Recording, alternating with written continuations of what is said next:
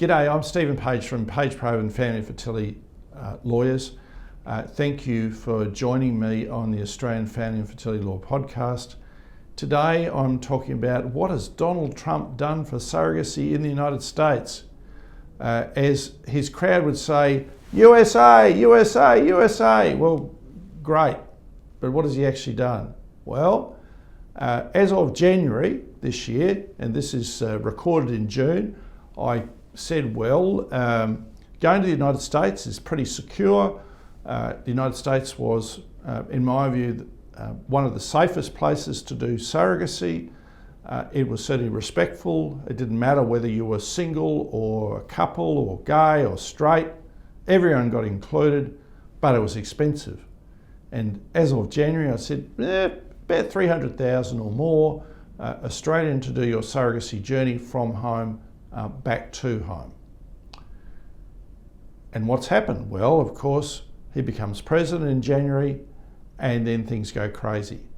And there are two parts that have gone crazy. The first is that he's had his Birthright Citizenship executive order. And this says you can only get US citizenship if one or other of your biological parents was a US citizen. So at the moment, all you have to do to prove US citizenship is you're born in the United States.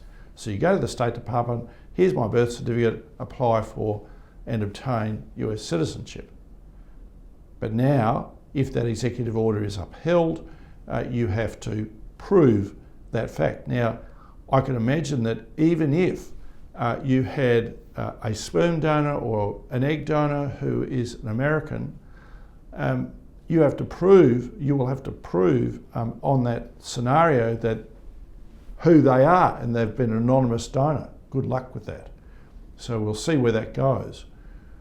What we know is that if the executive order is upheld, it will be an enormous backlog because there are no regulations about how the State Department is to administer this.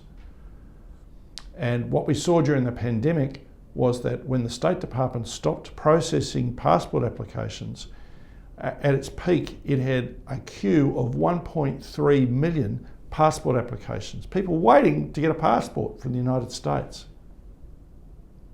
So one can see that this may be a bad problem. Until now, the executive order has been stayed or frozen by the courts.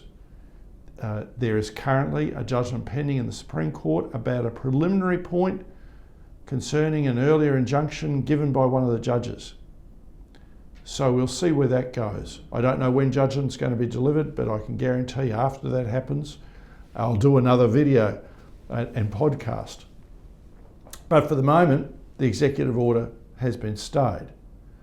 And what's the other thing that Donald Trump has done? Well, you may not have heard this word, but he loves the word tariff.